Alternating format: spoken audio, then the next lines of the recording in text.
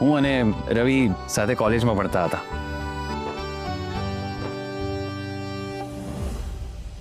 અરે યાર, પેલો તો એની જોડે જ છે. કંકુને તો આજે જ ઉપાડવી પડશે.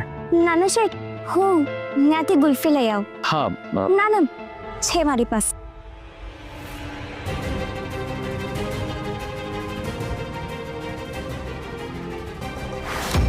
લઈ જાઓ જલ્દી.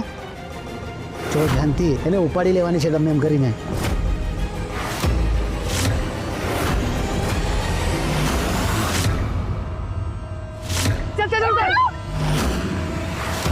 કંકુ, છોડો, તમને કીધું ને મને છોડો. અરે છોડ જલ્દી ગાડી ચલાવો, પેલો આવી રહ્યો છે.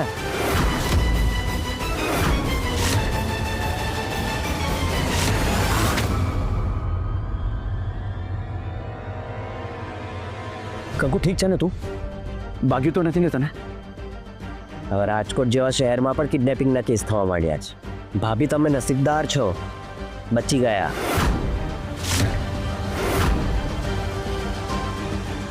હા તો ઓલો જ ચોર હતો, પણ એમને મારી સાથે શું લેવા દેવા? પાડી લેવી કે તારે? સાવ ડોબા જેવો બેઠો રહ્યો. હા પણ પેલો આવી ગયો તો ને. હવે કંકુને એના ઘરેથી જ ઉપાડવી પડશે.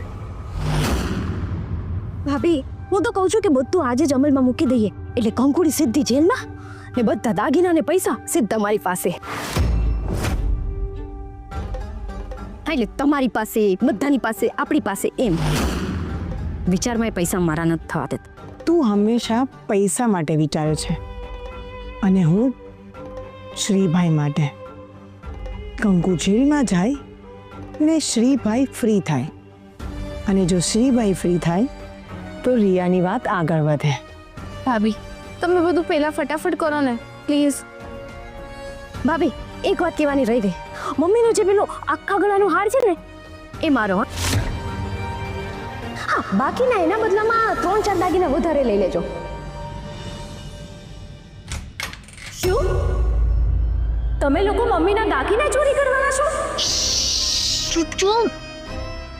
કંકુને ફસાવવાનો પ્લાન ચાલી રહ્યો છે. પણ આ જ્યોતિ તો કહે છે કે મમ્મીના આખા ગળાવાળો હાર એ રાખશે. હા, એ તો હું જ રાખીશ. યોગિતાબેન, પહેલા સાંભળો.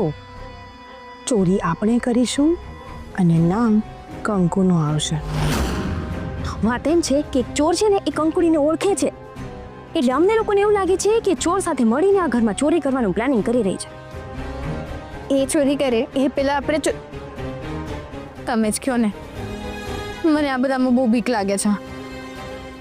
વાત એમ છે કે ચોરી આપણે કરીશું અને નામ કંકુનું આવશે. પણ સાબિત કેવી રીતે કરીશું કે આ જે ચોરી થઈ છે એ કંકુ અને એના જોડીદારે કરી છે? તનુએ એની નરી આંખે કંકુને કોઈ ચોર સાથે વાત કરતા જોઈ છે. એટલે જો બધા પૂછશે કે પછી પોલીસ આવશે તો તનુને બધાની સામે સાચું કહેવું જ પડશે. એટલે કંકુડી ચોરી કરે એ પહેલા આપણે ચોરી કરી લેવાની. બસ એ જ વસ્તુનું પ્લાનિંગ કરી રહ્યા હતા. પણ ચોરી કેવી રીતે કરીશું? પ્લાન તો કહો. ગંધવાડ બધું આ બાજુ. સાંભળવાનું બધું આમને, એમની પાસે વધારે છે ને.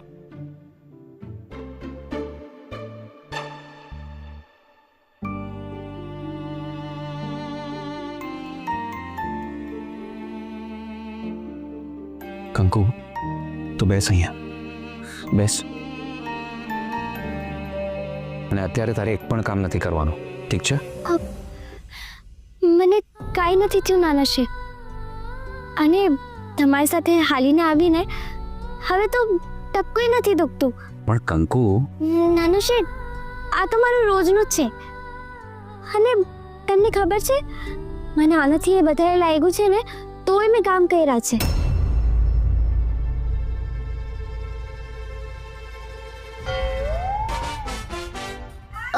હું નાની હતી ને ત્યાંની વાત કરું છું.